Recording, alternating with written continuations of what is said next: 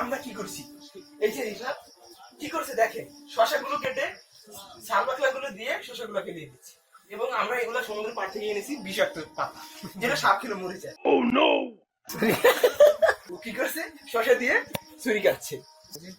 এবার দেখেন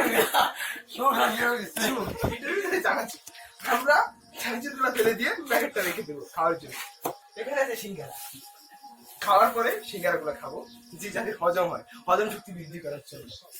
আর আছে কি, আর আছে এখানে দেখেন, আমাদের শরীরে কোনো গ্যাস্ট্রিক নেই, গ্যাস্ট্রিক বাড়ানোর জন্য আমরা বাজার থেকে জসিমের ছোলা এবং পেঁয়াজ।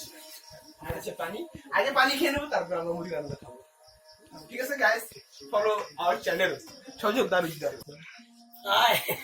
Hello guys.